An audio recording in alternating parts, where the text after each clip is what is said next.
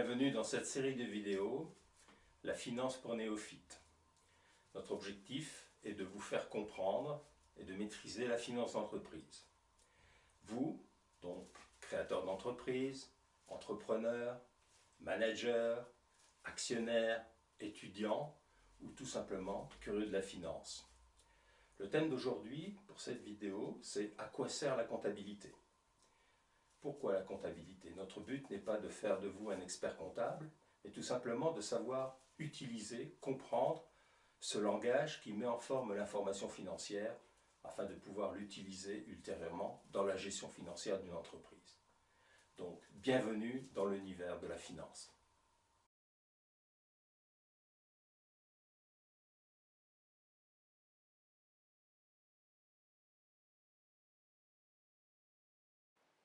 À quoi sert donc la comptabilité? Tout d'abord, nous allons voir son rôle, ce que j'ai appelé les 3 R, recueillir, rendre compte, réagir.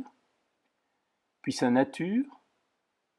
Il y a en fait 3 grands types de comptabilité, la comptabilité financière, la comptabilité analytique et la comptabilité budgétaire.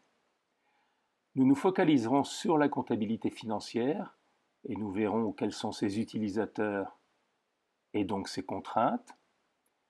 Enfin, comment utiliser la comptabilité, notamment en finance, sous les 3 dimensions de la performance de l'entreprise, la valeur du capital investi et la trésorerie générée. Voyons donc quel est le rôle de la comptabilité. C'est tout d'abord de recueillir de l'information comptable et financière, c'est ce qu'on appelle la tenue comptable, et c'est le travail du comptable au jour le jour. Ensuite, il faut rendre compte, c'est-à-dire synthétiser cette information sous la forme d'états financiers qui sont produits mensuellement ou annuellement ou trimestriellement. Enfin, ces états financiers vont servir, ainsi que toute l'information financière sous-jacente, aux managers et aux décideurs de l'entreprise. C'est ce qu'on va appeler la gestion financière. En fait, il y a plusieurs types de comptabilité. Je vais vous parler surtout de 3 comptabilités parmi les plus connues, la comptabilité financière, la comptabilité analytique et la comptabilité budgétaire. Reprenons donc ces 3 types de comptabilité. Tout d'abord la comptabilité financière, qui est parfois aussi appelée la comptabilité générale. Elle se situe au niveau de l'entreprise et elle sert donc à répertorier, à recueillir les informations à ce niveau-là. Elle est obligatoire et elle concerne non seulement les entreprises, mais aussi les travailleurs indépendants, les commerçants, les artisans, les associations à but non lucratif. Le deuxième type de comptabilité est la comptabilité analytique, qui est parfois aussi appelée la comptabilité des coûts. Elle est intervenue à partir de la révolution industrielle et elle concerne le produit. En effet, s'il est intéressant de savoir qu'une entreprise est bénéficiaire ou non, il est aussi intéressant de savoir, si vous développez plusieurs produits, quel produit est bénéficiaire, quel produit est déficitaire. Donc ça, c'est le but de la comptabilité analytique. Enfin, troisième type de comptabilité, la comptabilité budgétaire. La comptabilité budgétaire s'est développée dans les années 60. Elle se situe au niveau du management. Chaque manager est responsable d'un centre de coûts, d'un centre de performance, d'un centre de profit. Et grâce à un outil qui s'appelle le budget, eh bien, on compare les performances attendues avec les performances réelles au niveau de ce centre. La situation financière de l'entreprise issue de la comptabilité concerne de nombreuses personnes. Il y a tout d'abord les actionnaires qui ont investi, actionnaires actuels, qui vont investir, actionnaires potentiels, du capital en entreprise. Il y a les managers, mais aussi les salariés, ainsi que leurs représentants au travers des comités d'entreprise. Les banquiers, qui ont prêté de l'argent et qui veulent savoir si cet argent leur sera restitué. Les personnes qui sont en relation d'affaires avec l'entreprise, c'est-à-dire les fournisseurs et les clients. Et enfin, un dernier utilisateur qui n'est pas le moindre, l'administration fiscale. Il existe en effet un impôt qui est appelé impôt sur les bénéfices et qui, comme son nom l'indique, est calculé sur la base du bénéfice généré par l'entreprise au cours d'un exercice comptable. Ce bénéfice étant bien sûr issu de la comptabilité financière. La comptabilité financière a donc de nombreux utilisateurs.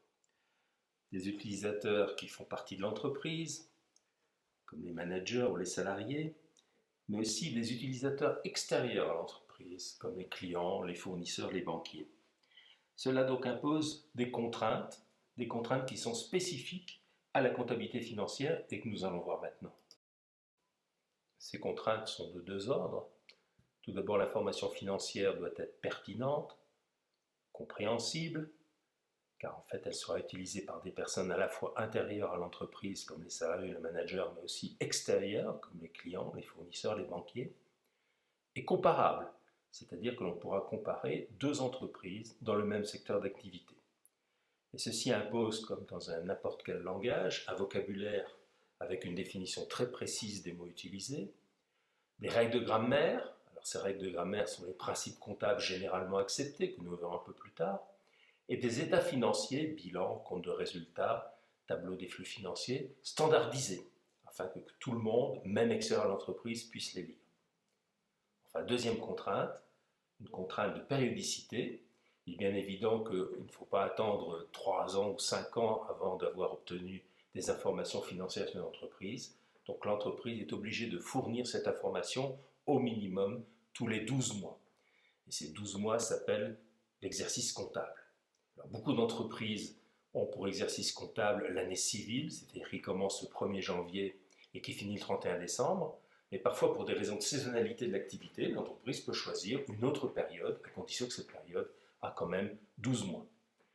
Mais 12 mois, c'est parfois long pour un actionnaire ou pour une personne extérieure à l'entreprise. Donc c'est pour ça que les grandes entreprises, notamment les entreprises qui sont cotées en bourse, doivent fournir un reporting intermédiaire, c'est-à-dire doivent fournir les états financiers sur une périodicité de 3 mois. Voilà, c'est ce qui s'appelle le reporting intermédiaire.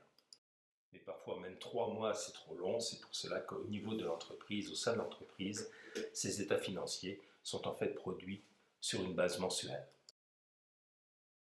L'information comptable et financière qui est produite par la comptabilité va permettre de répondre à 3 grandes questions au niveau de l'entreprise. Tout d'abord, quelle est sa performance? Deuxièmement, quelle est la valeur du capital investi par les actionnaires? Et troisièmement, quelle est la trésorerie sous 2 formes? Quel est le flux généré pendant une période? Et quel est le niveau de trésorerie à la fin de cette période? La réponse à ces questions se trouve dans 3 états financiers produits par la comptabilité. La performance se retrouve dans le compte de résultat, le résultat étant déterminé par différence entre les produits et les charges. La valeur du capital investi se trouve dans le bilan. Le bilan montre d'un côté les ressources financières et en face les besoins financiers. La trésorerie, les flux de trésorerie, se retrouvent dans le tableau des flux financiers qui montre les encaissements et les décaissements de l'entreprise.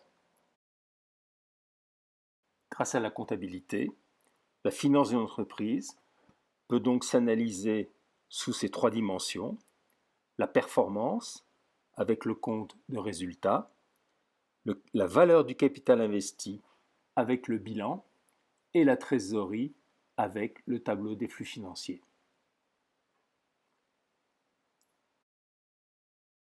Quels sont les mots-clés à retenir de cette vidéo? Tout d'abord, R plus R donne R. La comptabilité financière sert à recueillir, à rendre compte, afin de faire réagir les décideurs et les managers de l'entreprise. La comptabilité financière produit 3 états financiers: le bilan, le compte de résultat et le tableau des flux financiers ou tableau des flux de trésorerie. Ces états financiers servent aussi bien aux personnes intérieures à l'entreprise qu'aux personnes extérieures. Les personnes intérieures, bien sûr, les managers, pour décider, mais aussi les personnes extérieures, comme les clients, les fournisseurs, les banquiers. Cette caractéristique, propre à la comptabilité financière, impose des contraintes. Des contraintes de présentation, tout d'abord de forme. En effet, les états financiers doivent appliquer des principes comptables, que nous verrons dans d'autres vidéos, mais aussi des contraintes de délai.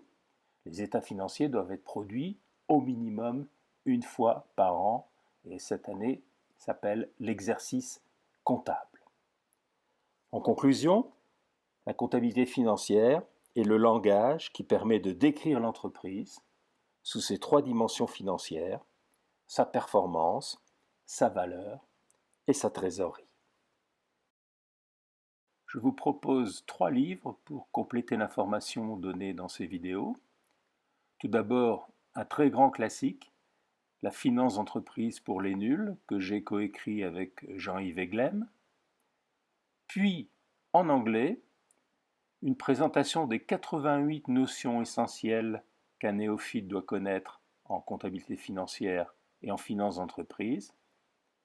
Enfin, pour les étudiants en MBA, un résumé des notions essentielles à connaître en comptabilité financière afin d'aborder sans complexe la finance d'entreprise du programme MBA.